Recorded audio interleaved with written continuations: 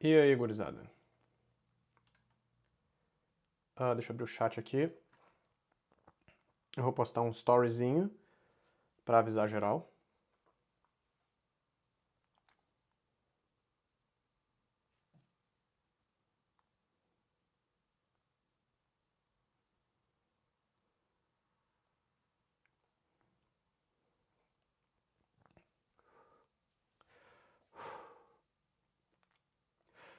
E aí, galera, vou dar uma palestra sobre o meu propósito da Academia Veritas no servidor do Brian Johnson. Vai ser em inglês, mas vai ser muito top. Quem quiser participar, tô em live no YouTube. Vou dar uma resumidinha em português antes também.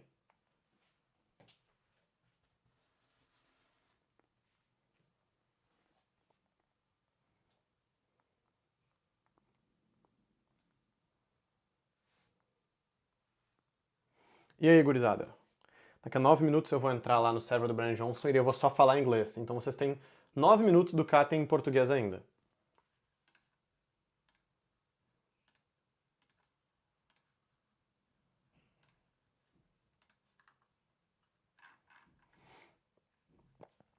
Mas basicamente vai ser bem baseado na ideia do meu propósito. Eu vou provavelmente ler o chat pelo celular, então quando eu estiver olhando para o celular é porque eu estou lendo o chat. Saibam disso.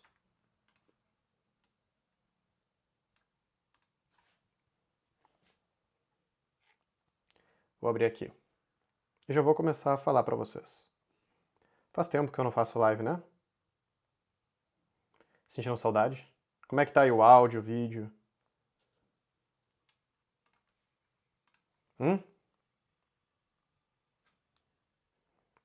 Abri o chat no celular aqui agora.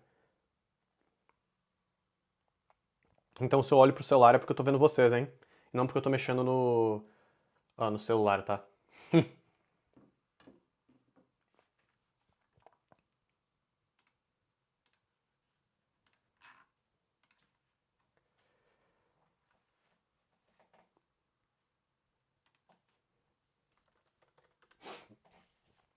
Mas basicamente, gurizada, o que eu vou explicar hoje é o único jeito, eu chamo. O texto aqui que vocês vão estar vendo vai estar bem confuso e tal, vocês vão estar vendo genuinamente como o Caten organiza as ideias dele, tá ligado?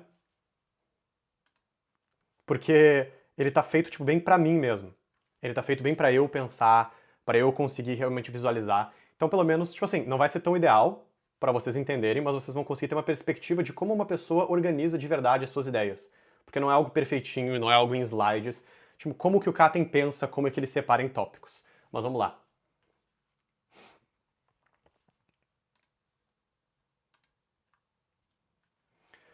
Eu acredito que o mundo tem... Vou aumentar aqui, que senão eu não consigo ver o chat de vocês. Pera aí. Como deixar a mandíbula reta da boca. Cara, eu tenho um vídeo sobre isso, é como ficar mais bonito, do Augusto Caten. Se tu vê esse vídeo, tu vai saber, ok? Mas eu acredito ver algo que ninguém tá vendo, a causa de todos os problemas. Esse problema principal gera outros sintomas. Todo mundo fala de como no mundo tem fome, tem acidentes, tem doença, tem aquecimento global, tem suicídio, tem vários problemas, né? O que acontece? Todos os problemas humanos, eles vêm do fato de que a seta da vontade humana não está apontada para eles. A seta da vontade humana é o nosso poder. Hoje em dia os seres humanos estão cada vez mais poderosos. A gente cada vez mais consegue fazer coisas. O que acontece? Se uma pessoa está morrendo de câncer, o problema é que o melhor médico do mundo não está tratando ela. Por quê? Porque ele não acha importante. Se tem uma guerra, o problema é que todos os países do mundo não estão resolvendo. Guerra na Rússia e na Ucrânia, por que não está resolvida? Se todos os países quisessem resolver, eles iam lá e resolviam. Entende? Tá tendo acidente de carro lá numa rua que não tá bem sinalizada. Por que não tá resolvido? Não tá resolvido porque o prefeito não quer ir resolver. Se o prefeito quisesse, o prefeito ia lá e resolvia. Se todos os obreiros quisessem, eles iam lá e resolviam. Entende? Se todo mundo quiser te deixar rico, as pessoas te deixam rico. Então os problemas existem porque a atenção das pessoas não tá focada neles. Uma mulher tá sendo estuprada de noite por quê? Porque não tem ninguém vendo. Porque não tem nenhuma câmera instalada. Porque não tem ninguém do lado dela o dia inteiro. Porque essa pessoa tem preguiça, ou acha que não é importante, ou acha que não é necessário. Ok? Então, o grande problema da humanidade é para onde apontar a seta da vontade humana, para onde a gente põe dinheiro. O que a gente põe em cartazes na rua? A gente põe cartazes pra parar de bater em negro, a gente põe cartaz pra parar de bater em gay, a gente põe cartaz contra o aborto. Não dá pra pôr cartaz de tudo. Não dá pra falar sobre tudo. Sobre veganismo, sobre aborto, sobre guerra nuclear. Meu Deus, o IA vai nos matar. Se eu chego pra alguém e falo, a gente tem que botar todo o dinheiro pro IA não nos matar, a gente também tem que botar todo o dinheiro pra proteger os negros, pra proteger os índios e pra proteger todo mundo. Não dá pra olhar pra todo mundo. Não dá pra consertar todas as ruas do planeta. Ok? Mas qual é a solução pra isso? A solução é a evolução. As pessoas falam como se evolução fosse... só pra vocês saberem, daqui a 4 minutos eu vou começar a falar inglês, porque eu vou entrar numa palestra ali num server. As pessoas falam como se evolução fosse um processo aleatório. Mas a evolução simplesmente não é... Opa, eu vou até gravar. Ah, não, tá gravado, né? Porque tá na live do YouTube, pô. Então a live do YouTube salva. Então tá tudo bem. As pessoas falam como se evolução fosse um processo aleatório, mas na verdade a evolução não é aleatória. As mutações são aleatórias, mas o processo de seleção não é aleatório. O processo de seleção, biologicamente falando, é que fêmeas rejeitam. As mulheres não transam com qualquer cara normalmente. Mas o que faz uma mulher escolher um cara? Entre várias coisas. Várias outras coisas. Normalmente tem a ver com competência. E o que define competência? Não tô falando de hoje em dia, tá? Não tô red-pilando aqui. Tô falando ao longo de 300 mil anos de espécie humana. Os homens se colocam em hierarquias. Existe o chefe, existe o cara que tá abaixo do chefe, existe o líder da tribo, existe o cara que não é o líder da tribo. E eles literalmente lutam entre eles, e as mulheres tendem a escolher os caras que estão em cima. E quem são os caras que estão em cima? São, por exemplo, o melhor caçador. Se tu seguir o melhor caçador, talvez ele fique com todas as mulheres, mas pelo menos tu não morre. E o que é o melhor caçador? Bom, não é o cara mais forte. O maior general é o cara mais forte? Não. O melhor guerreiro é o cara que melhor sabe usar a lança e a espada? Não. O melhor guerreiro é o cara que sabe organizar os outros guerreiros. É o cara que tem noção de estratégia, é o cara que sabe se comunicar com outras pessoas. Então, esta pessoa acaba ficando com mais mulheres. E o que isso significa? Significa que existe um espírito, no fundo, da humanidade que se manifesta na ideia de que nós vamos nos reproduzindo baseado nisso. Sabe, a gente tem mais ancestrais mulheres do que homens. Isso é muito confuso, né? Porque parece que, tipo, eu tenho um pai e uma mãe, eu tenho um vô e uma avó, e eu tenho o mesmo número sempre, né? Não! Porque normalmente o que acontece é a hipergamia. Especialmente hoje em dia também. Um cara muito foda, que sabe organizar vários soldados, que sabe, pô, fazer um império, ele fica com 10 mulheres, pega geral, e o cara bostalho não fica com ninguém. E esse cara que sabe se comunicar, que sabe organizar várias pessoas, ele passa os genes dele. Os genes de líder, de alfa, de um cara que sabe comunicar e sabe organizar pessoas e sabe discutir qual é o melhor lugar pra atacar, ele passa esses genes. E o cara que é bostalho não passa esses genes. Então existe esse espírito que vai se manifestando de geração em geração, onde os homens cada vez mais ficam mais altos, mais fortes, e mais comunicativos e mais expressivos. É óbvio que ainda tem um monte de beta hoje em dia, mas essas pessoas tendem a naturalmente indo sendo limpas da coisa genética. Falando assim, sou muito horrível, mas é genuinamente o que acontece. E isso não acontece só biologicamente falando. Isso acontece em outros aspectos. Os shows de TV, de Netflix, que ninguém quer ver, vão sendo deletados. Os jogos que ninguém gosta de jogar, ninguém continua jogando eles. E como é que a gente decide qual jogo jogar? Aí é uma grande questão. Como é que a gente decide qual série ver? Como é que a mulher decide com qual cara ficar? Tem vários jeitos de decidir isso, mas isso é o que leva a humanidade pra frente. Qual doença a gente vai curar? Qual doença a gente vai botar remédios? Entende? Toda essa questão tem que ser otimizada. Então a solução para curar o câncer, a solução para resolver o problema do estupro, a solução para resolver todos esses problemas é conscientização. É mais pessoas decidirem isso. Se todo mundo acordar e decidir, eu vou virar médico e estudar toda a minha vida para curar o câncer, a gente resolve o câncer. Mas a gente sabe que não é assim que funciona. Entende? O mundo precisa de engenheiros, o mundo precisa de várias coisas. O mundo precisa também de entretenimento. Tem gente que vai dizer que o mundo precisa de puta e mina do job. Tem cara que acha isso. Porque existe um equilíbrio, entende? Entre forças que lutam nesse mundo. Entre pessoas que acham que o mais importante é o futebol, entre pessoas que acham que o mais importante é a política, pessoas que acham que existe um equilíbrio e que a gente não tem que focar em nada, pessoas que têm uma mãe com câncer, essa pessoa tá gritando, por favor, vamos focar só no câncer. Então existe uma luta. Saca? E agora acho que eu vou falar já em inglês.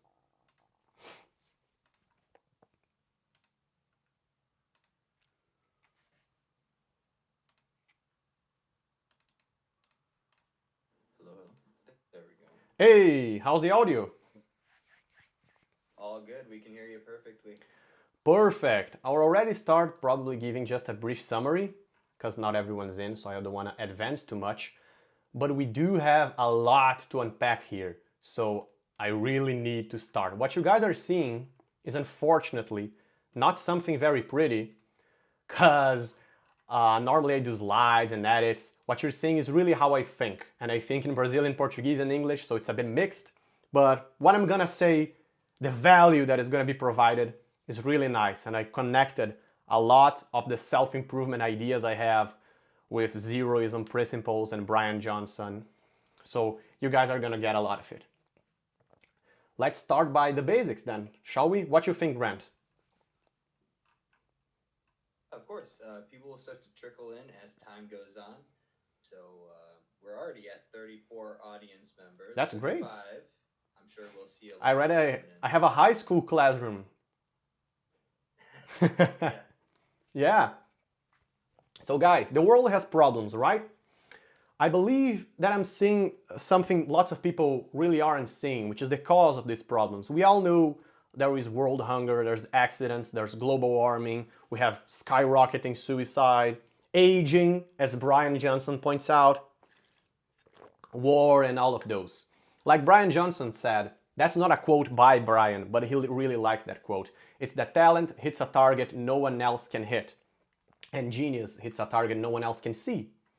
What I'm trying to say is, there is a reason for these problems.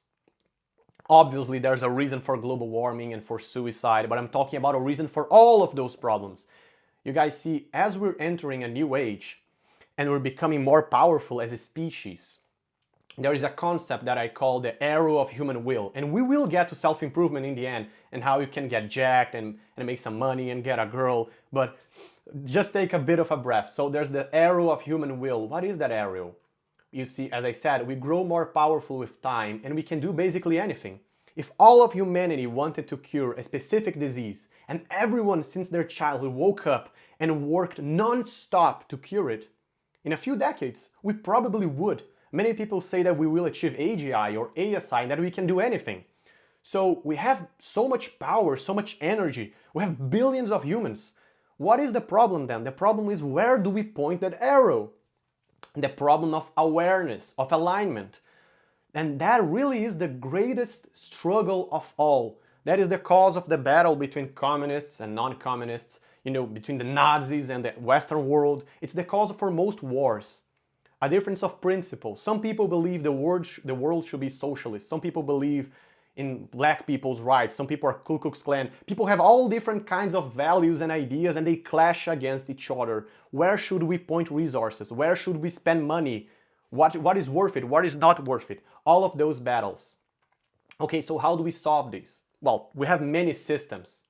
But the main system, beyond democracy, because of course today we have democracy, but I'm talking about a very large time scale of how we used and how watching things, like Brian says, from the 25th century, how do we really solve these problems? And it's evolution. And people talk about evolution as if it was a random process, but that's not really true. I mean, it's not absolutely false. The mutations are random, but the selection process and mechanisms are really not random. And human females are very sexually selective. And I'm not talking about today. Today, things are really changing. But what I mean is, throughout the whole of humanity, typically, males would get with whoever they could, and females would reject. And they rejected on the basis of something, and it's basically competence. Well, you see, men typically put themselves in hierarchies. And they vote on each other in a way. There's the best hunter. And this best hunter is not the strongest guy, the most muscular guy, the guy who's the best with the spear. It's really the guy who can organize the hunt. Much like the best general is not a guy with the biggest arms, or not even the guy who knows the best tactics. He really can communicate his ideas. And in our species, there's this thing called hypergamy. Typically, throughout the whole species, not now, one guy would get with like 10 women.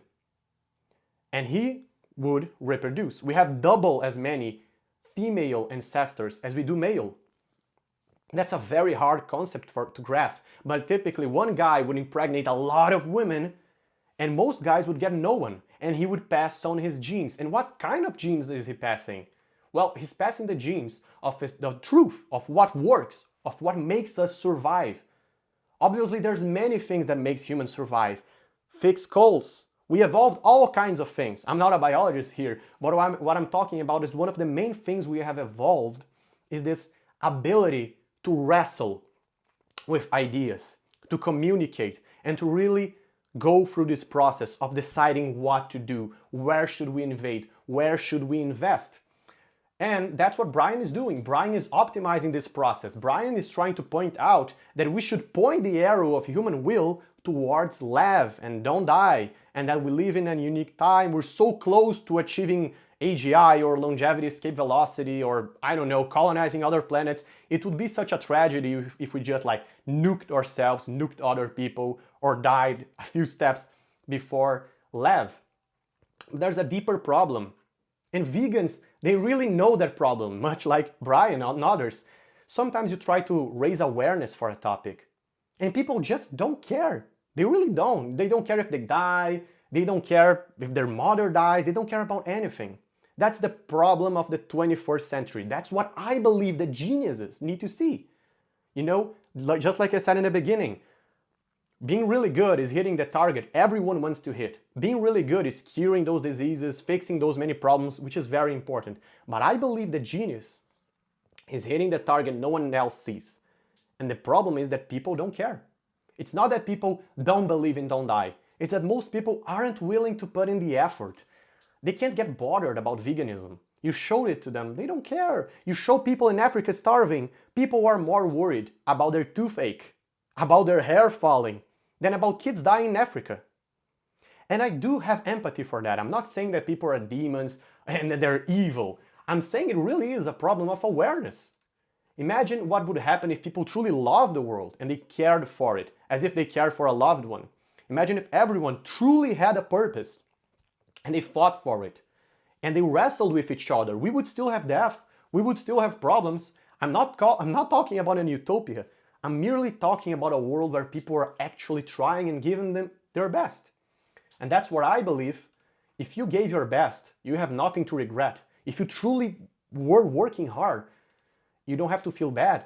So in a sense, you wouldn't have to feel bad.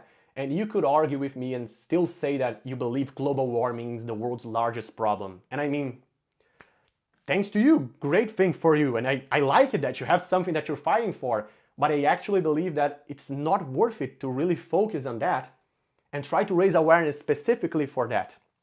Because the real problem is that we have a problem raising awareness. What if you succeed in convincing people about global warming, but you will never succeed in convincing people about other problems?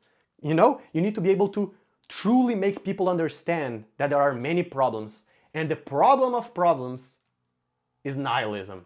And that people don't think anything are important. They are desensitized. Like Napoleon said, the world suffers a lot, but not only because of the violence of evil people, way more because of the silence of good people.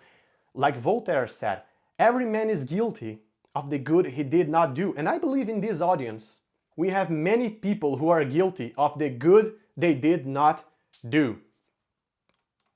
And now we're getting closer to the topic of today.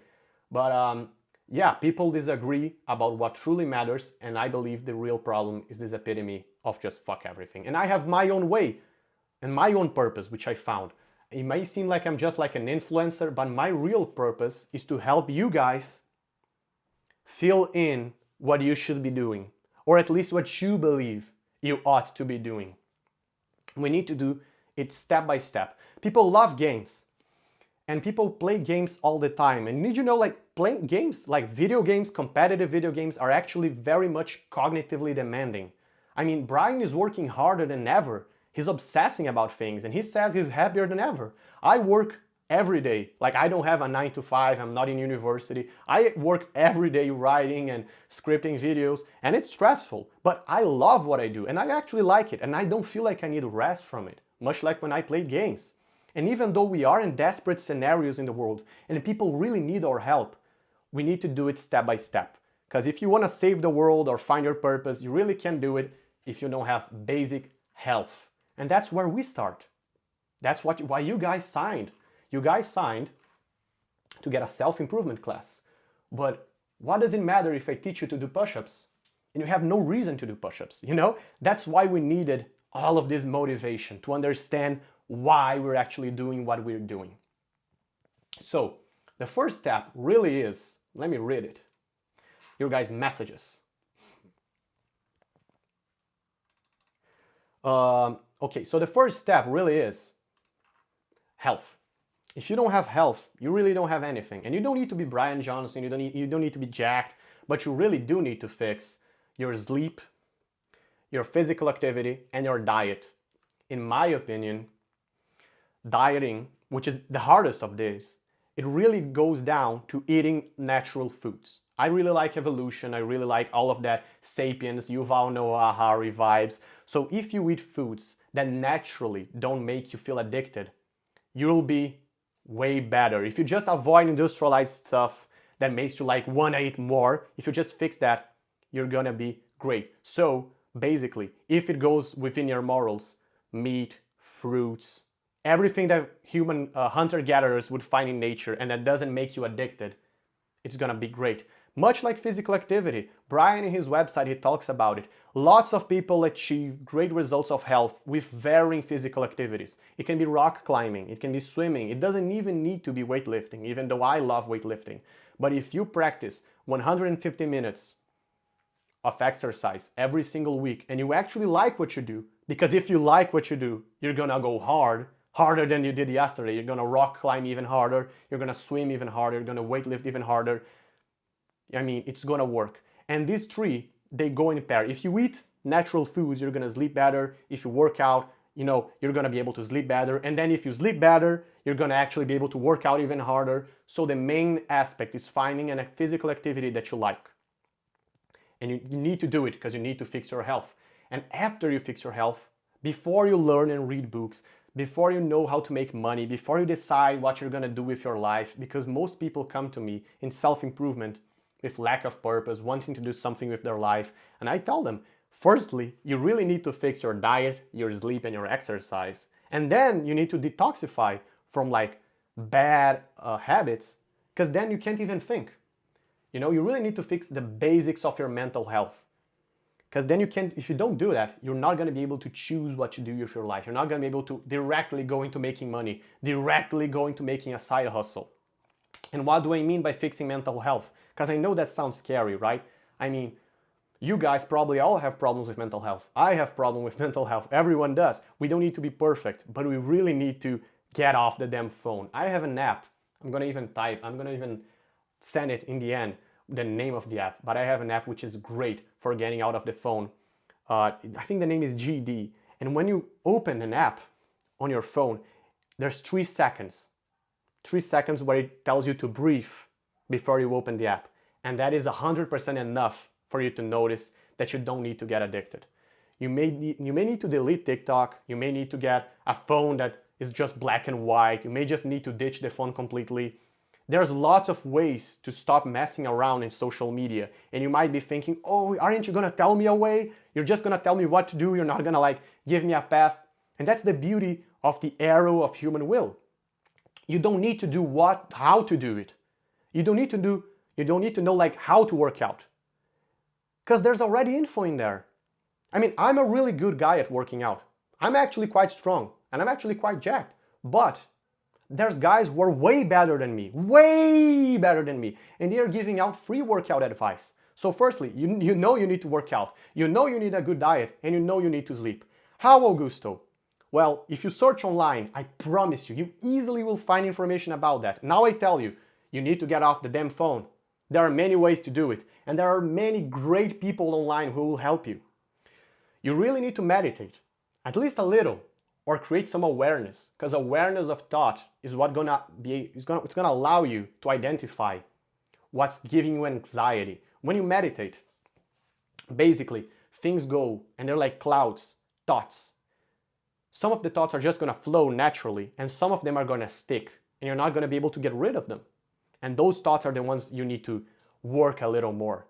And of course, you need to detoxify from the classical things that make us feel bad. Junk food, classical media that makes us feel horrible, pornography, and all kinds of drugs and things like that. You need to basically make your mind detoxified. And as soon as you do that, you are open to the first lesson of self-improvement, which is not accepting things as they are, and instead imagining how they could be. And this may seem a little obvious, but if you don't know what to do with your life, that's all you need to do. That's why people tell you to fix your bed. Because first you fix your bed. You look at your bed looks kind of funky, you fix it. And as soon as you fix it, you look around at your room. Look at your room. And really try to make your room as beautiful as possible. Not only organized, but beautiful. Look at it. What stands out in your room that needs fixing? And as soon as you start fixing those things, you can look at your face, you can look at your body, you can look at your own life. And that's when you start to identify other things. The main thing is not fixing the room, or fixing the bed, or fixing your face. The main thing is the mentality of not accepting things as they are and instead imagining how they could be. And then, I believe we get in the phase of learning. The first thing you need to learn when you start to learn is how to learn. There's a lot of learning that, but you really need to be able to capture notes and tasks in your life. That's a very simple thing, and that's something most people don't do. Writing down what you need to do the next day, and writing down notes. What do you think about the world? If you get a nice idea, write it down. Download Notion, download Obsidian, get a pen and a paper, but write down your best ideas. If someday you find a great setting in your desk that you want to keep, take a picture. Use your phone as a way to offload your brain so that you can focus on new things. And when you read books, really get into that habit because it's actually very much important. And then we get to the actual learning, which is embedded into this picture, which I like quite a lot. I really like reading, okay? So reading is one of the easiest ways to get a lot of value. So firstly, just like I said, you identify the value of reading and the importance of quality over quantity. If you reread the same books, and they are actually really nice books, you'll get a lot of value from it. And then we focus on what I said in the beginning, books on communication. These are just some examples of books. The books on communications are not only going to improve your personal relationship, but they're going to enhance interactions and self-understanding because you communicate with yourself. And communication is basically thinking. You probably think in words, or at least in some form of communication, and reading these books will enhance that.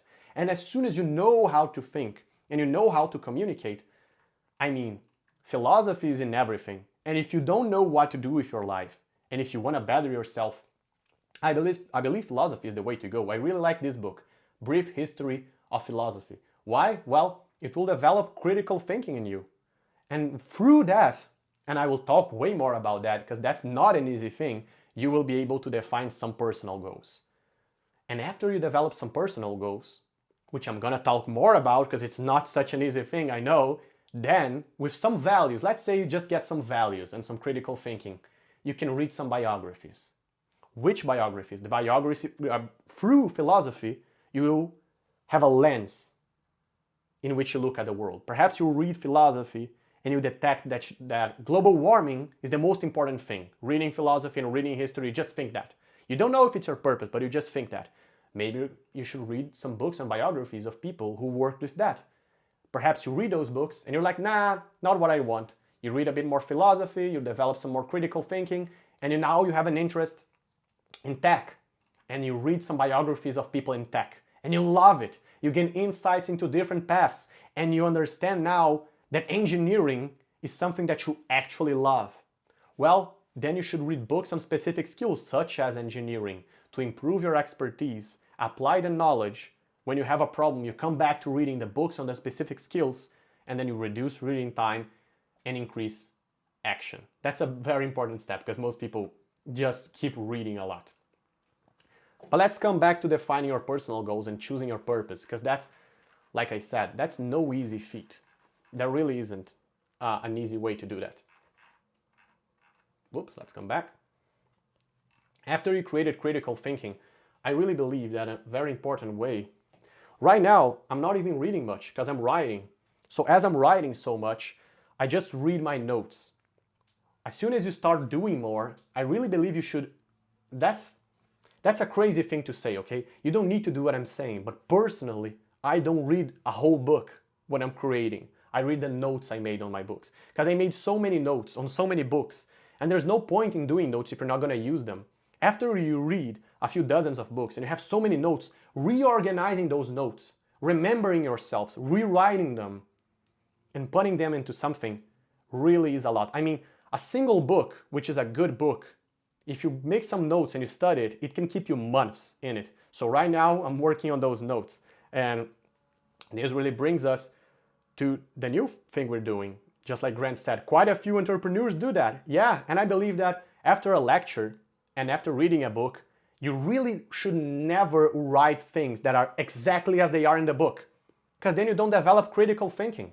Watch the lecture, read the book, and stop, close it, or close the lecture and write your own thoughts, because you should read your own thoughts. You should develop your own lens of how to look at the world. That's the area of human will. That's evolution.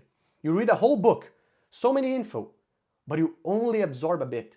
But you only take a few notes. You only really focus on a bit. Oh my God, I forgot so much of what I read. There's no problem, because you filtered it to only what you need, to only what you use. That's really, in my course, that's what I talk. Where is it? In this part. I talk about how we learn and how we only remember what we frequently visit.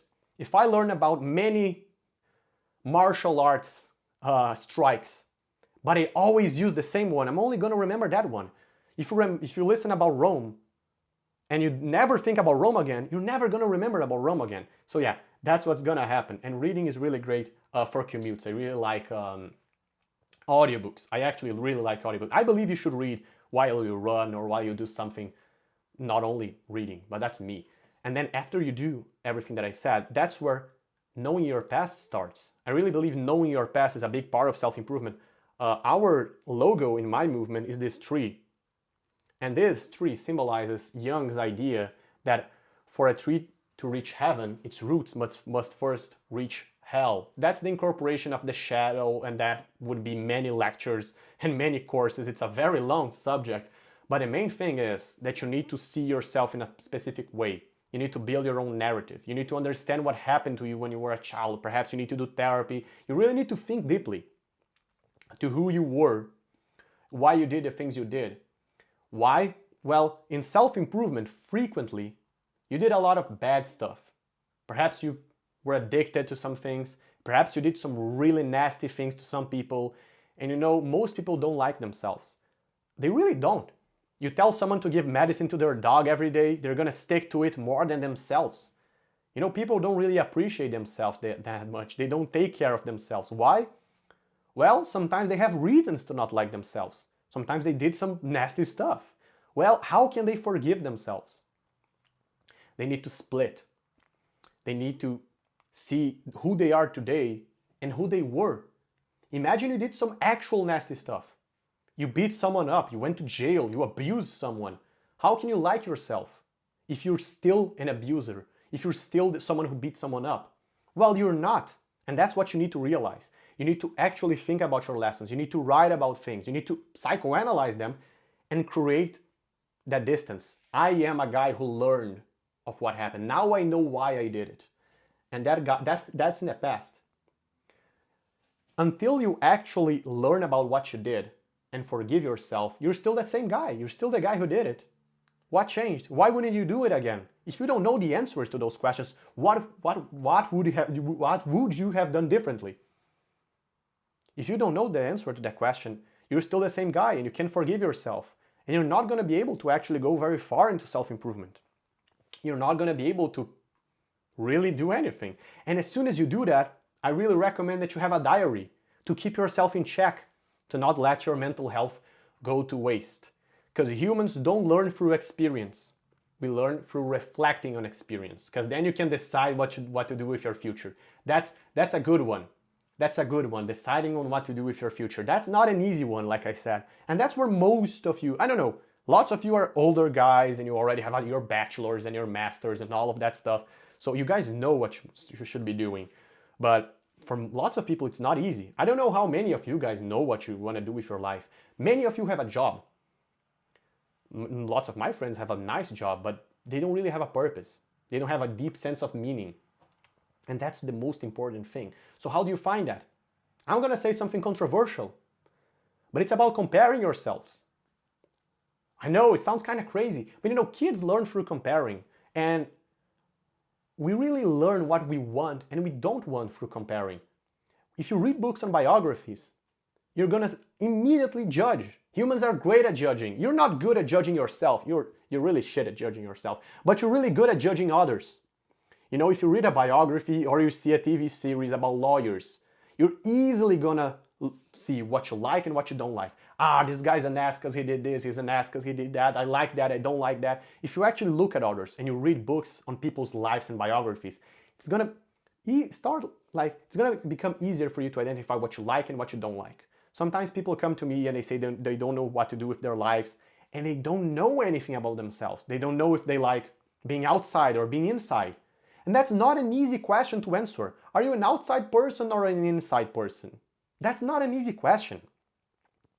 It really isn't. The best way to find out is to actually work inside and outside. But that's not easy. I mean, you'd have to work millions of jobs, millions of places to know you.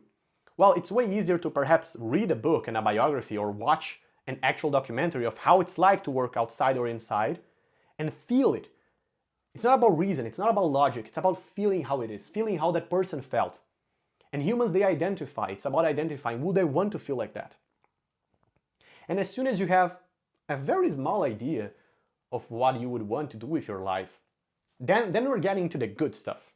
You know, imagine you tell me, well, I like serial killer TV shows, Augusto. That's what I like, you know, in my life. And I say, well, that's great.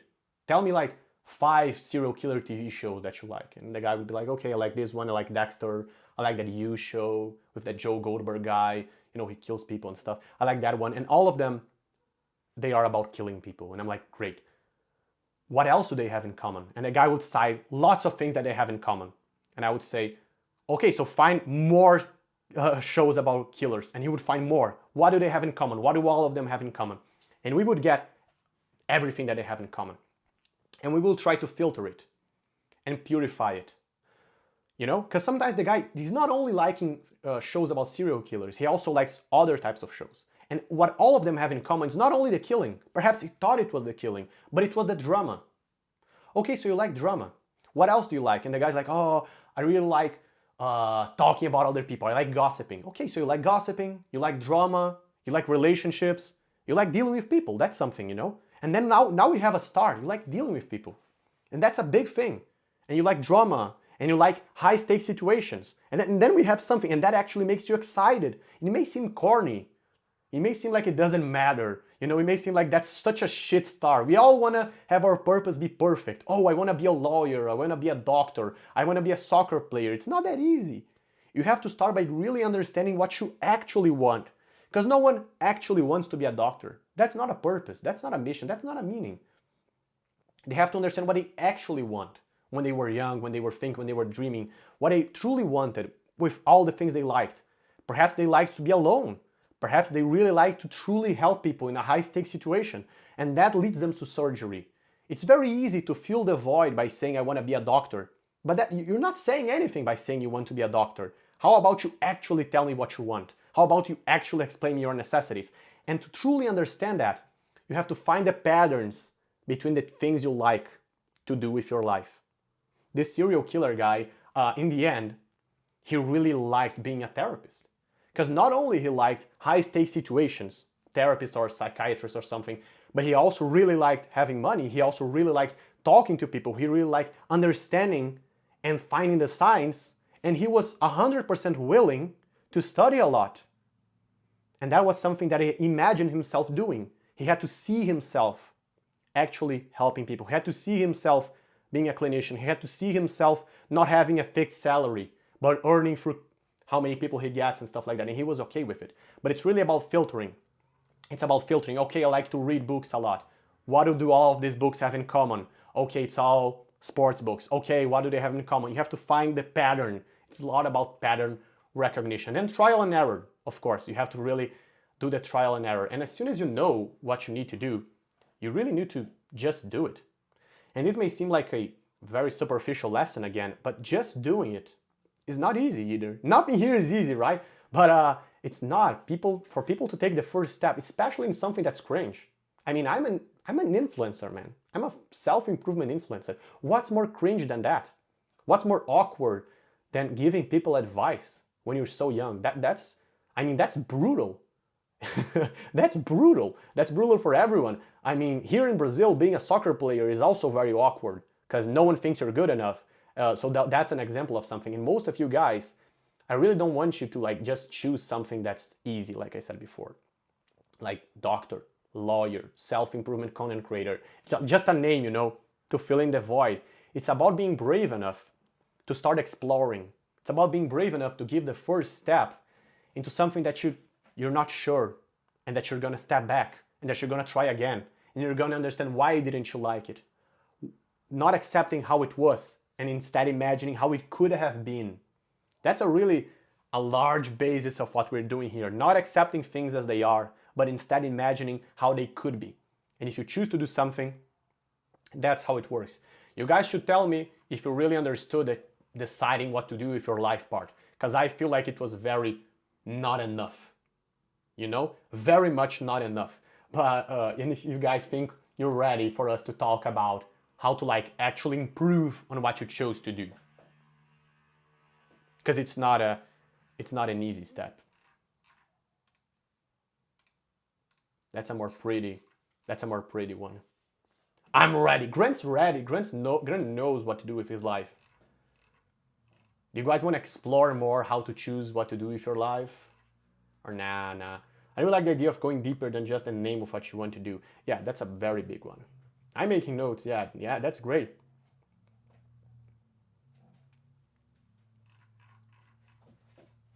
Well, we can go through it all and then come back to that part if it needs to. All right, we'll go slightly through everything and then we'll go back to deciding what you want to do. So when you get better at something, I mean, after you just start something, I really believe you need to get better. I mean, that's a very basic part, but now we're getting to some classical self-improvement habits that I really believe you should do. And one of them is training and happiness, because I did talk about training before, but I believe working out is deeply rooted in happiness. You know? Let me see if I even have a video here. I probably have a video. I mean, working out can really bring out some happiness. Perhaps it's not working out, but if you're a young guy, and many of you are young guys, you need to find something that gives you happiness. You need to find something that you challenge yourself. Because now that you know what to do with your life and you have a purpose and you did the first step and you need to improve and you need to get better, you need to have that idea of just getting a little bit better every single time and going a little bit farther. You know, that works a lot by running, for example. People who run, they really have that mindset of what they need to do, because most people don't. Let me see if I even have this one here. This class about that. Well, it's gonna be too much of a work to find it. But the idea is when you work out and you're actually working out really hard, you can put too much weight on the bar. You know, you can just skip 10 kilograms and go a lot, because that's the largest problem of people when they decide what to do with their life. They just want to do too much. They decided that their purpose is working out. They want to work out every single day and they want to progress too fast. They want to progress too fast. You just need to get 1% better. You just need to go harder than last time. Yeah, the runners understand this. You can't just crazily progress. You need to go harder than last time. And that's the big mentality when you know what to do with your life. You need to remember the last time you ran, or remember the last time you wrote, or the last community you launched. And you need to not accept how it was. You can't accept how it was. You know, martial artists and athletes are a great example. When they lose, what do? Sometimes they cry. They hit themselves, they hit the wall. They're angry. They're actually angry. They don't accept that. They're frustrated. They are mad. Many fighters, even if they win, if they got hit too many times, they are mad. And if you actually found your purpose and you want to change the world and you didn't do as well as you could, you need to be mad. You need to be actually angry. You need to be, because that's the exciting part. When people play competitive games and they are playing all day, even though it's cognitively demanding, and they lose a ranked match, how do they feel? They feel mad. Is that bad? No, that's good. That's how a good game feels. So your work should make you extremely mad and extremely angry. And that's the idea of getting 1% better. It's about stoicism. It's about focusing on what you can control You really should learn about Stoicism because it will help you. Because as soon as you want to get better, you're going to have too much stress, you're going to worry too much. How to Stop Worrying and Start Living by Dale Carnegie is also a good book for people in this phase of their life. How to plan things out, how to use Notion and Obsidian, the mentality of doing one more rep. That's really important. That's really important, that mentality for that part of your life. Because when you want to get better, no, How to Stop Worrying and Start Living is by Dale Carnegie. And the one I said before, I can recall.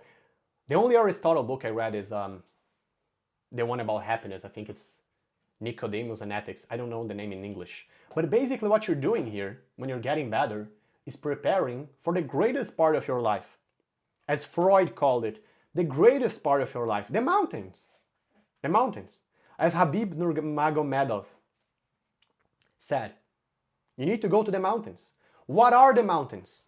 Well, that's when Brian Johnson founded his companies and became a billionaire. That's when Mike Tyson goes to train away from his wife. That's when David Goggins runs the marathons. That's when developers develop the apps. That's when after you found your purpose and you gave a first step and you got a bit better, now you need to actually do the work. You need to actually do something that's valuable. That's when you become a doctor. That's when you become a judge. That's when you earn an Olympic medal. And what do you need to do that? Well, obviously there's the specifics, and you're not going to learn that from me, of course. What you're going to learn is the basics of it, the idea that you need to be able to count on yourself. And when you go to the mountains, that's when you know who you really are. You know, in a classical sense, going to the mountains is very similar to slaying off a dragon, and the dragon hoards gold. Because a hard thing is what will give you something valuable. And when you do go to the mountains, you should search for people like, just like I said, David Goggins, Jocko Willink, discipline guides. You should do something hard every day. Perhaps you should take a cold shower. But the main thing is that you really need to care.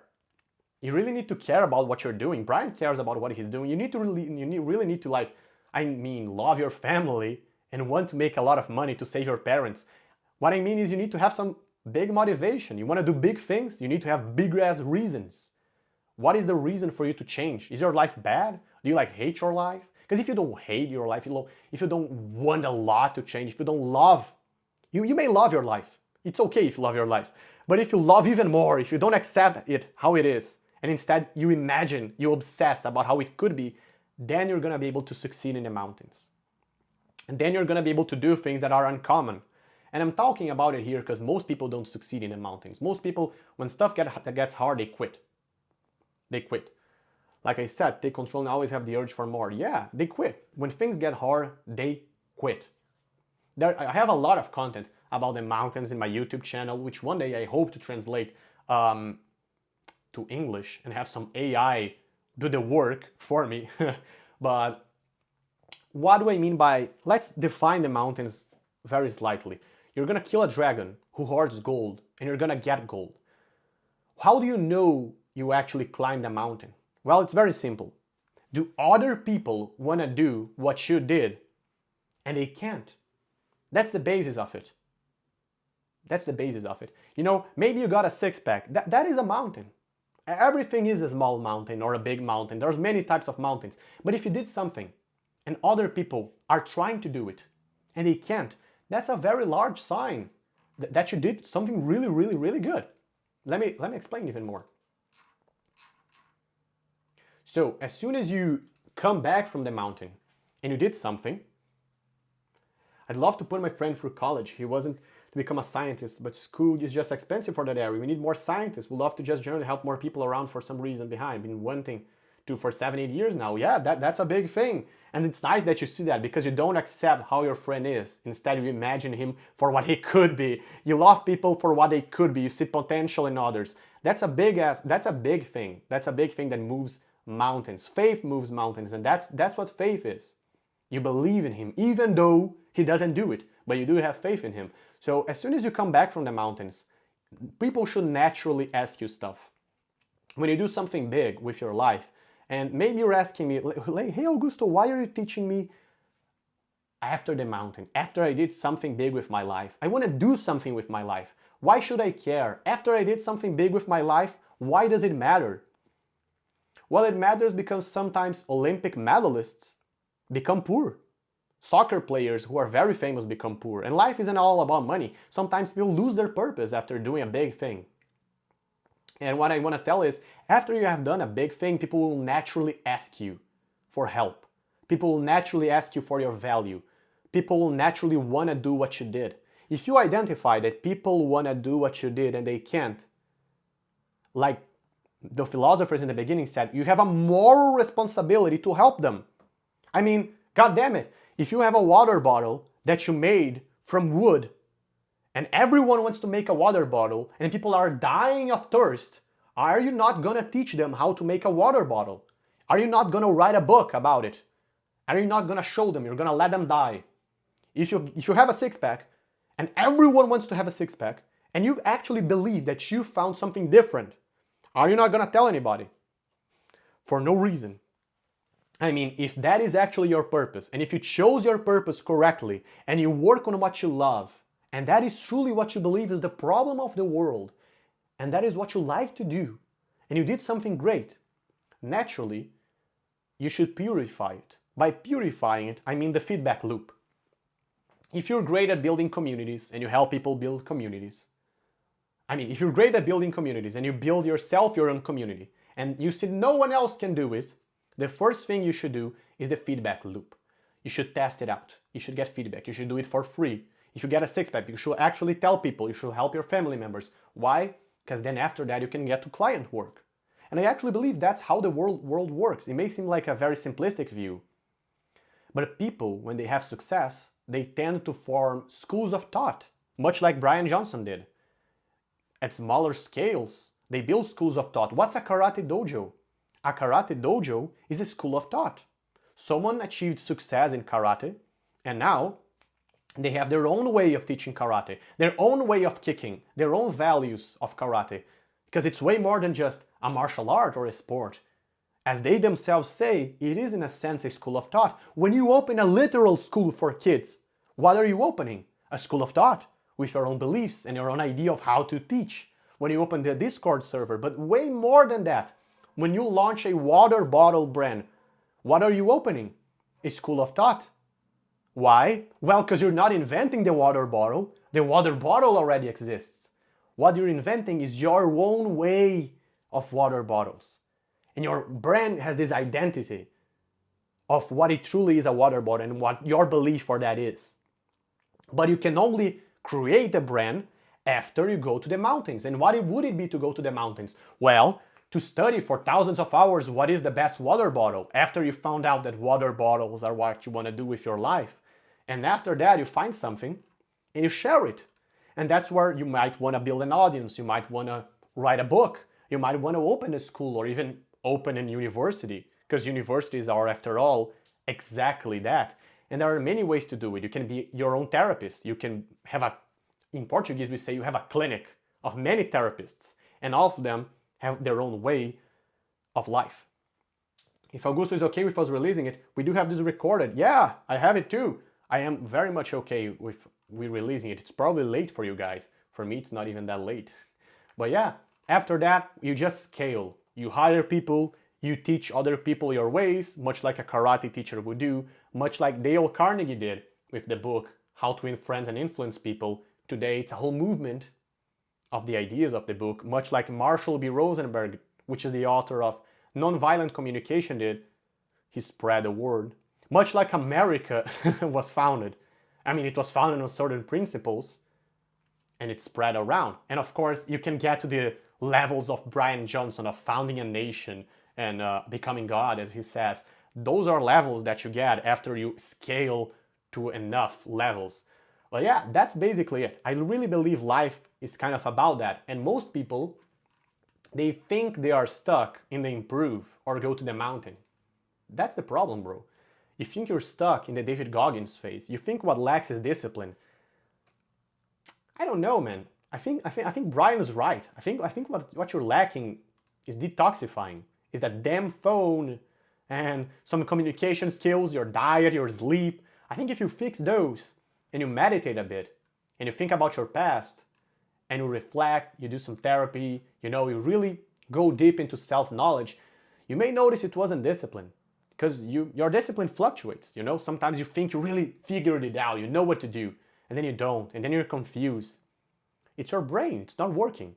Your brain doesn't work on lack of sleep, combined with alcohol, combined with nicotine, combined with lots of cortisol and stress. I mean, combined with all of the toxic things they put in milk and mold in your room. That's why health is the first step. Actually, in my protocol, hydration is the first step. Because it's the easiest one, and that has a lot of value. When you want to help someone, you don't want to give them something hard. You don't want them to fail. I mean, you don't want to laugh at them. You just want something that's going to make them feel good. And it's easy. But it shows that they care about themselves. And hydration is the first step towards that. And now I must ask you, if you actually do that, where do you think you would be stuck? Where do you think you would be stuck? I mean, what's stopping you from founding your own nation in your school of beliefs? You believe you're not ready for it, you think it's not actually that important, the world doesn't need it that much, you don't care, lack of awareness about the problems of the world, too much reasoning, too little feeling. That's a big problem, I believe. It all makes sense, but the guy doesn't feel it. He doesn't actually care about the world, you know? And that's where I come in. That's where I try to make people actually feel it about their own lives and actually visualize. Like David Goggins said, you're dying, you're not accomplishing what you wanted, and all of that stuff. But yeah, if you guys want to, the last thing I would talk about is understanding what to do with your life. Because that's where I believe the value here was not provided as much as it should have. Where is it? Know your past to decide your future. Yeah, I think that's it. Yeah, that part. That part is where I believe I didn't provide enough value, but you guys tell me. I'm happy that this will be a great rewatch. There are many videos which will be very high value once I dub them. And they will be dubbed. The beginning was gold. If you guys lost the beginning, I really liked it. It was my favorite part, actually. The really beginning of this.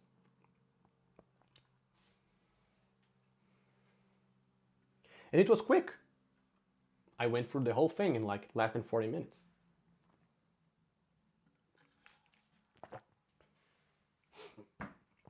It is.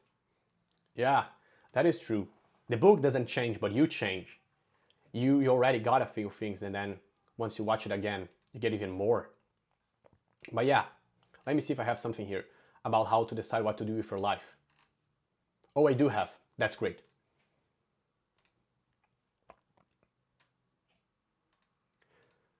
So, I do have something to say. I do have something to say about discovering what to do with your own life. And it comes from Jung. I really like Jung. You know when I talked about how you sit on your bed and you look at your room and there's things that are out of place. There's things that are like messy and you start fixing them. You just fix it. That's basically the same factor that you're gonna use to choose what to do with your life. Because there are things that are out of place and you put them in place. There's things that call upon your attention. You're literally deciding what to look and what not to look. When you look at your room, some things pop. Well, the same can be done for the world. When you look at your family, what pops? What pops? What needs fixing? When you look at yourself, what needs fixing?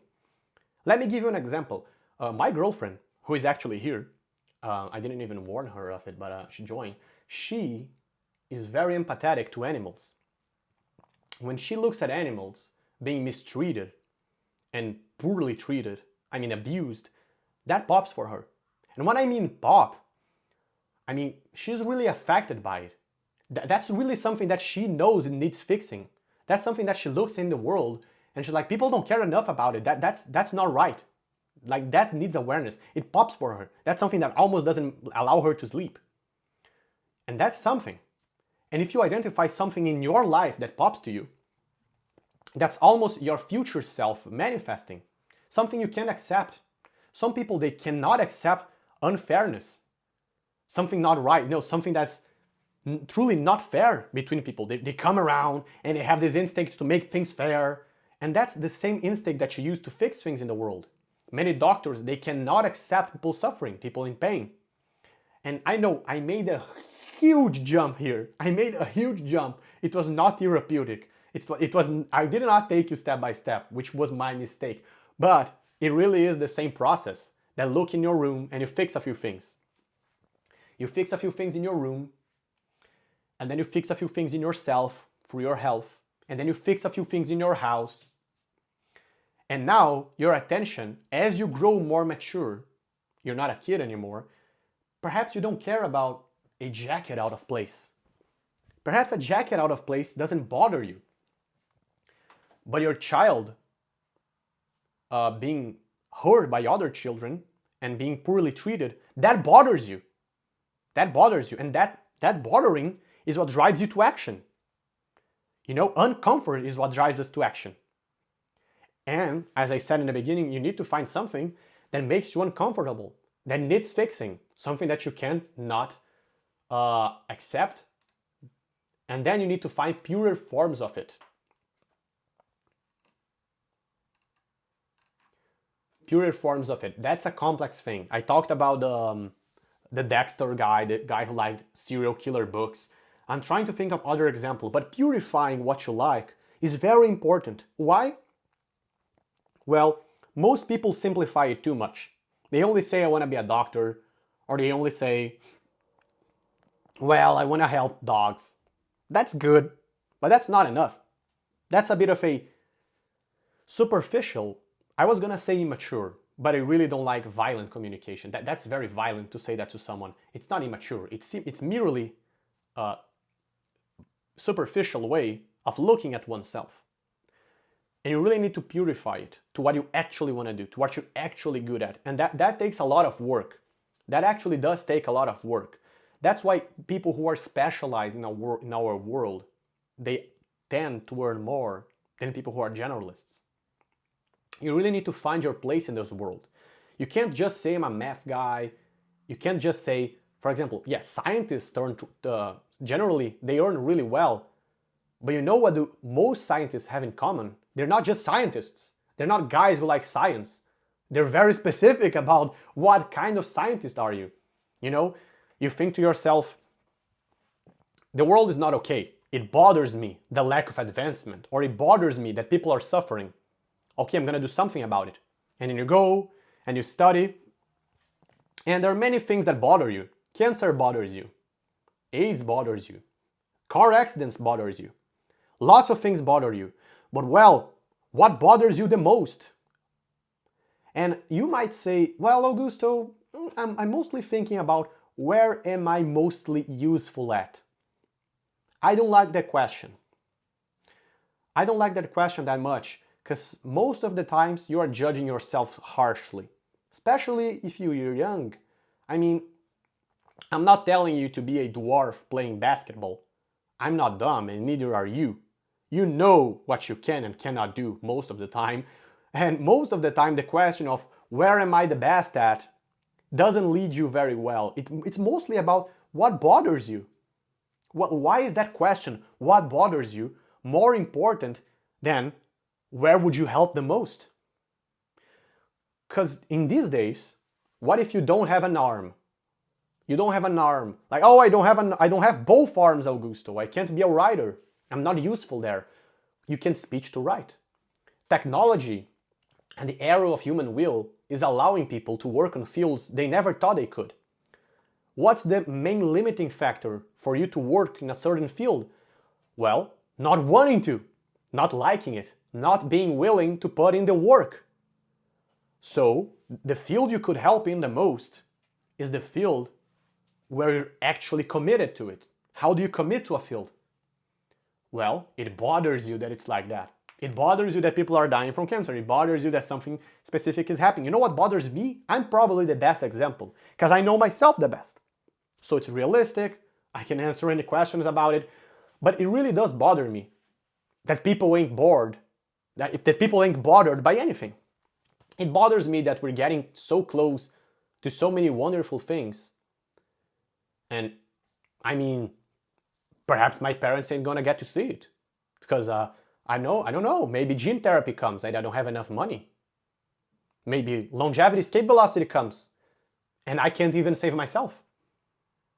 I mean, bad things are happening all around, and most of the people I talk to, they don't really care. It's not only about money. I gave the money example, but it's about how people don't care and how I truly believe there's so much wasted potential. Wasted potential bothers me. Wasted potential really bothers me. What bothers me even more is people that don't want to see the wasted potential. They don't want to play the game. They don't want to help others.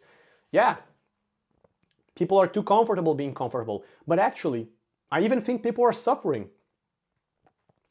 Yeah, they are comfortable, but they are suffering.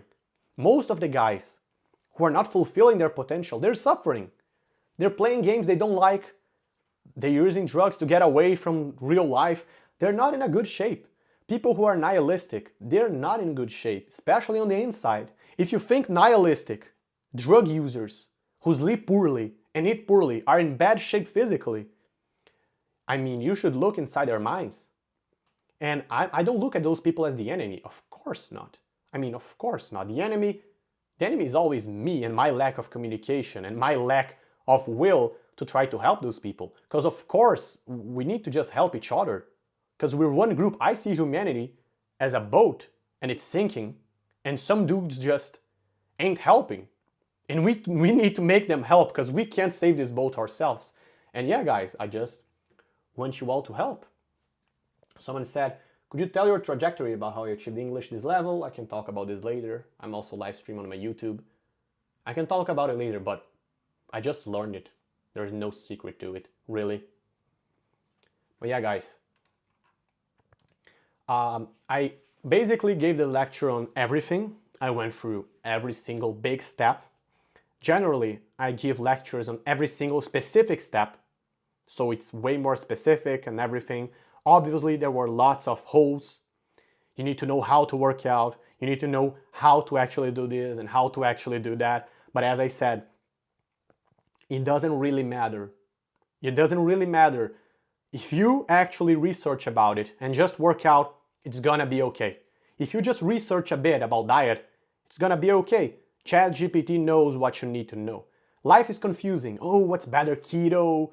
Should I do high intensity Mike Manser? Should I do high volume? Should I do, bro, dudes get a nice physique being vegan. Dudes get a nice physique using steroids. Dudes get a nice physique not using steroids. Dudes get a nice physique working out every day. Some dudes get a nice physique working out 2 times a week, high intensity Mike Manser style. It doesn't matter. You just need to really put in the work and go there and work out. Obviously, you don't want to get hurt, but I can't address all of the warnings. As I said before, we need to bring awareness to what matters. We can't spend time talking about details. Yeah, thank you. But yeah, that's really it. If you guys have any questions, I can do just brief Q&A at the end while we still have some time. I mean, we have 1 minute. Well, yeah, that's really it. I still think it was not enough about choosing what to do with your life, because that's really not easy, and about self-knowledge. But you guys, if you want to rewatch something, you should rewatch the beginning, because that was good, and that's what matters.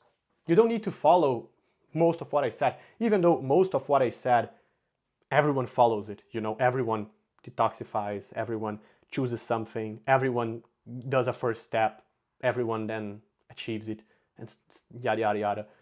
What is one of your goals in life? I want to be a father. That's a specific goal. That's a measurable, general goal. But talking about feelings, I really want to spread my way of life. Like I said, I want to have a school of thought where I have people that are also very knowledgeable, people who are like philosopher style, like Brian Johnson, and they challenge me.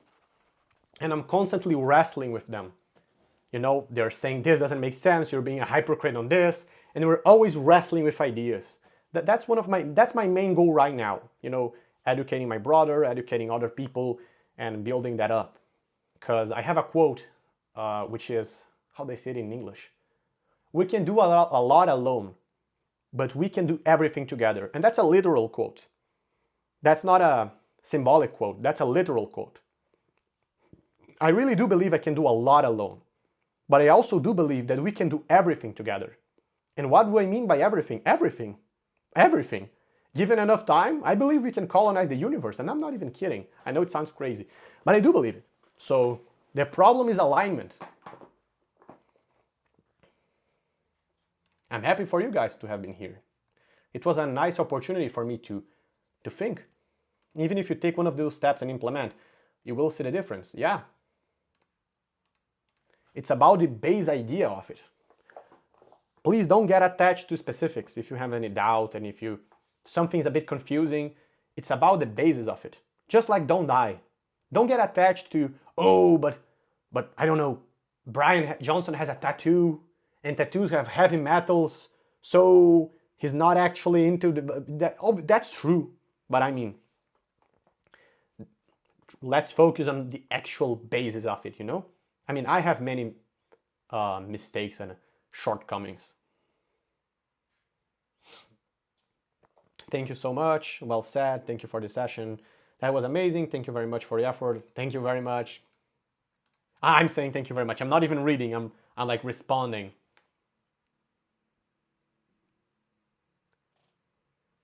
Someone asked my live stream if I did anything in university. I studied psychology in university, but I did not graduate, unfortunately, because it is an amazing field, but it's not an amazing course. At least in Brazil, it's not.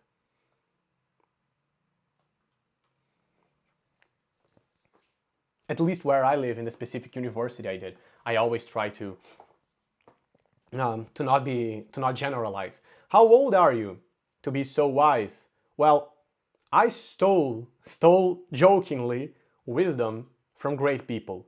It's almost as if that wisdom is not mine, because it's not. I really like to say that in my lectures and in my videos, you're not gonna find anything new. You're only gonna find summarized, easier to understand ideas that, you know, Jesus was already teaching a long time ago, that Brian Johnson was already saying. The beginning of my lecture was so much Brian Johnson. So my luck was, and my wisdom resides, that I really chose well which books to read. And I chose really well who to follow and who to listen to. Why? Well, because I follow my heart and I saw what to fix. Just like I said in the beginning of the video, but I'm 21. Old enough to drink? Old enough to drink in the US. Now.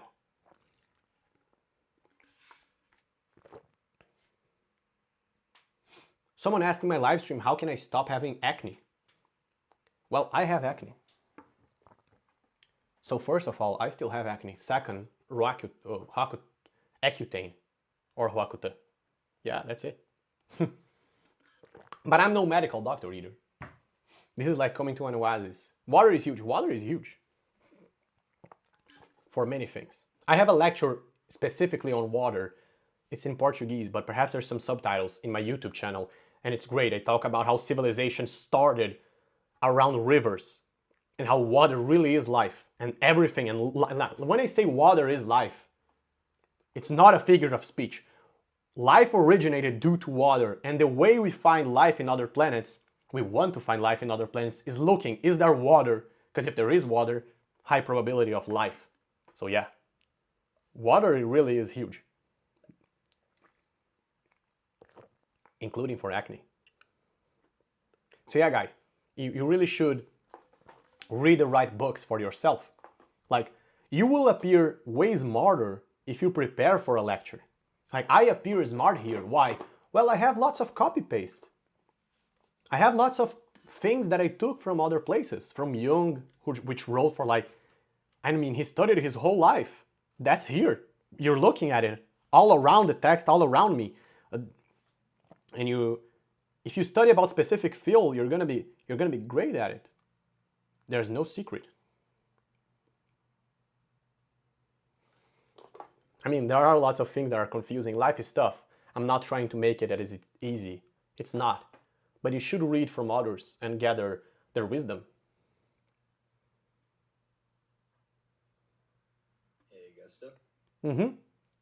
I don't mean to stop you here, but I It's okay. do have to get going into a meeting. I'm a little bit late for it. Yeah. Does anyone have any last minute questions? Oh, I see. Mel asks how old you are. You are so wise. Yeah, I did answer most of it, but I am 21. Oh, okay. Yeah. Awesome. Well, yeah, young and wise. Wise Yeah. man for your age. Thank you, man. Awesome. You All look right, young thank too. you, everyone. Oh, I thought you were younger. yeah, You deserve yeah, your yeah, pick. yeah. I appreciate that. I have a young face. I Yeah. always hung out around older people too, and I looked Keep the like skincare I up. was in high school when I You was need to younger. preserve that. The 30s are where it starts, right? Yeah. Exactly. Yeah, I have. I'm starting to pick up Brian's skin routine.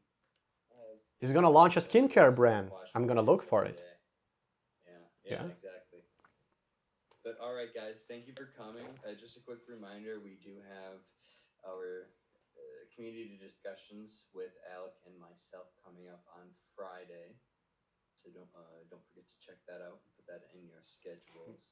It is 12 p.m. Central Time, which is 10 a.m. Pacific Standard.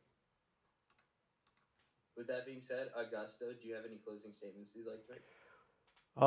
If any of you guys speak Portuguese, go to my channel, which is just my name. If you all speak English in the future, I really hope to come to English.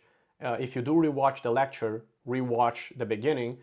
And if you are in the server and you like Brian Johnson, I really think you should look into his philosophical ideas beyond just longevity, escape velocity, and don't dying, into zeroism and this movement and his philosophy.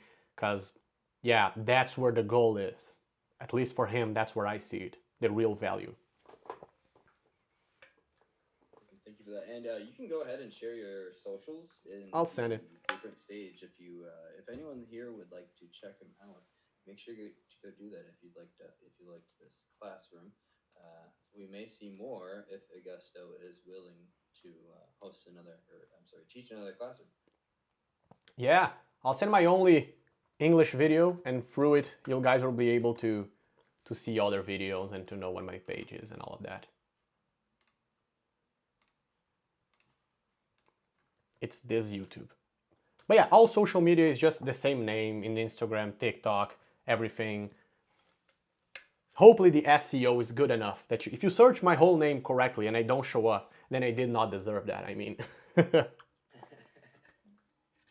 right, well, thank you again, Augusto. Thank you, everyone, for coming and joining today.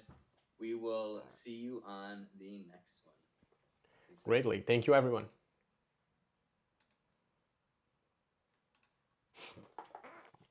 E aí, gurizada, acabou aqui. Foi uma apresentação bem boa, ela vai ficar gravada. Não só o Grant gravou, que é o cara que eu tava junto, como eu gravei, né? Porque eu tô em live. Então, tipo, ela fica salva pela live e tal. E se vocês forem reassistir a live, ou se vocês entraram agora, a melhor parte foi o início, na minha opinião. Então, que estranho falar inglês e do nada falar português. Muito estranho. Muito estranha a sensação. Na boca. Sei lá. Mas a melhor parte ali teria sido o início. É o que eu reveria se eu fosse vocês. A parte filosófica ali que eu tava explicando. Na minha opinião. Inclusive, esse vídeo aqui é muito legal. Tem pouca view, hein? Esse vídeo aqui é muito bom.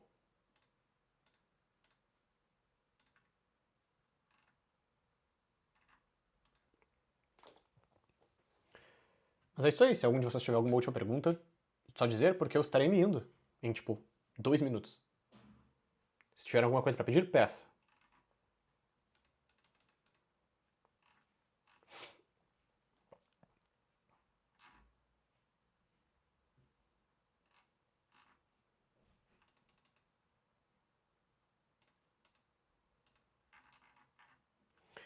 Checar minha teoria que mandei durante minha introdução na Academia Veritas. Calma aí.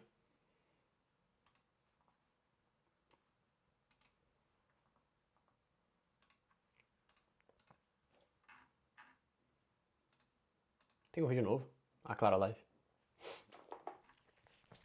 Qual é o teu nome? Redemption?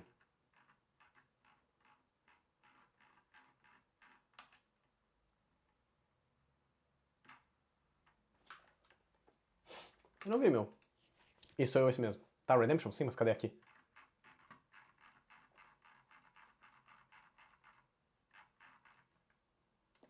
É foda, o cara tem um server muito grande. Getinho. Ah, Getinho, pô.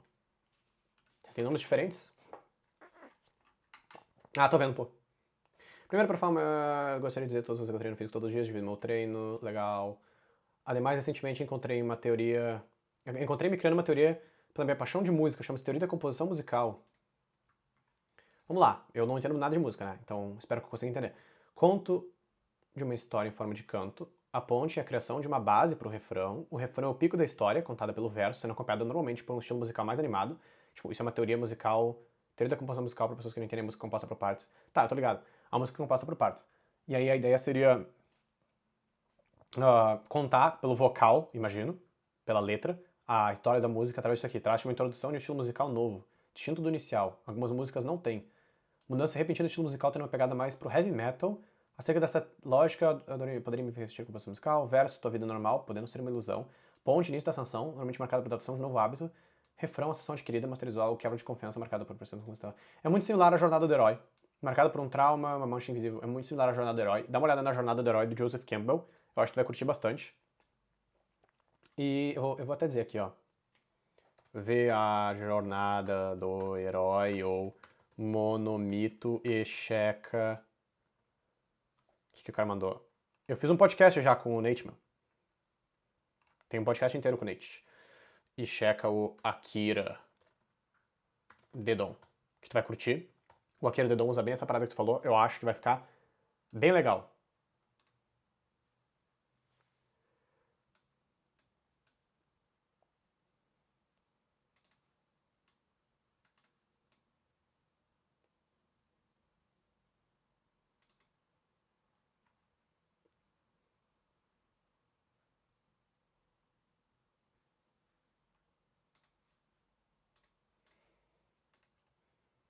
Mas é isso aí. Fala, Caten. Mandando ver no inglês, como ficou fluente assim? Eu tive professores bons, não tem muito o que dizer. E eu tive colegas melhores ainda. Salve pro Francisco e pra Mariana. Tanto tempo que eu não falo o nome deles. Eles foram meus colegas de inglês e eles eram fluentes em inglês. Então eles falavam inglês, tipo... Falavam inglês. E eu também, né, ia falando e a gente ia se corrigindo. É muito sobre ter outras pessoas. Pra mim não existe esse negócio de aprender inglês sozinho, tá? Não existe. E eu entrava online em servers. Deixa eu ver se eu até tenho aqui ainda. Eu tenho aqui. Eu entrava em servers como esse aqui, que se chama Psychology Den, porque eu queria virar psicólogo, né, quando eu era pequeno. Quando eu já tinha 17, 18. E aí aqui eu conversava com outras pessoas. Eu encontrei uma guria aqui até que eu conversei muito com ela, e ela falava inglês fluente, e ela me corrigia. Ela me corrigia muito, então eu ia falar uma palavra, e ela, não é assim. Aí eu tava falando, esqueci como é que é tal palavra. Ela, é assim que se fala. Aí eu, não lembro qual que era essa. Ela, é assim, é assado. E ela ia me corrigindo. Todo dia que eu falava com ela, ela dizia, tá errado isso, tá errado aquilo. Esqueceu outra palavra? Essa.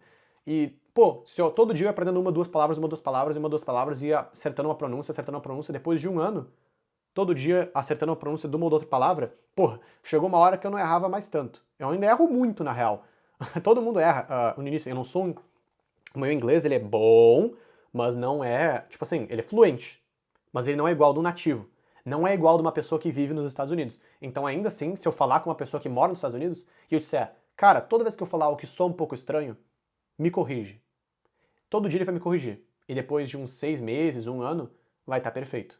É assim que funciona.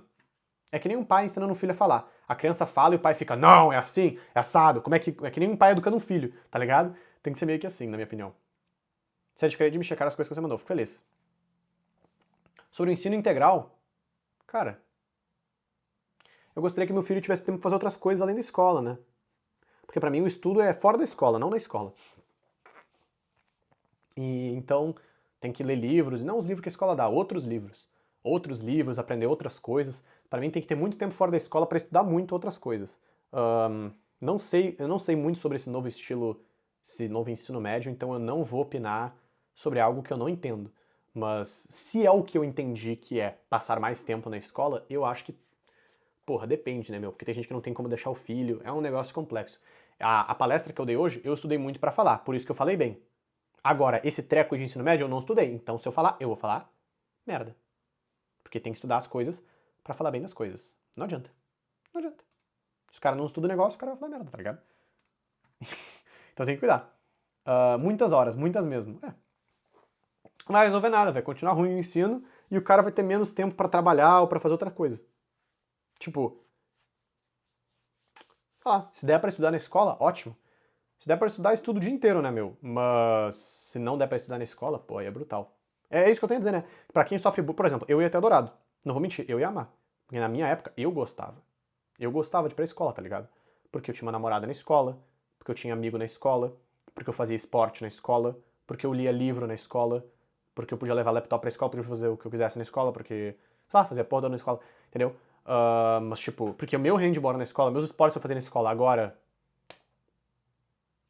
se eu fosse produtor musical e basquete, aí foi, porra, aí é foda. Mas o que tu acha? Só, também não tenho que reclamar disso aí, tá? Porque se o bagulho vai acontecer e tu não pode mudar, não tenho que reclamar. Não tenho que reclamar. Última chamada, entrei na Academia Veritas, eu tô com um grande projeto pra fazer funcionar a coisa ali. Porra. Como é que eu vou mandar esse negócio agora no chat? Vou mandar aqui pelo PC. Augusto Caten. Aí, Augusto Caten, aí eu entro aqui. Pô, como demora pra entrar na live. Aqui. Pá, esse meu server de Discord. Pô, o link não ficou clicável? Caramba.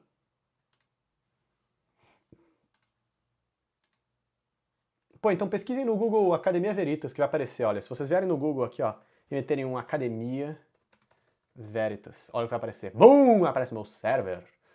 Épico. Viram?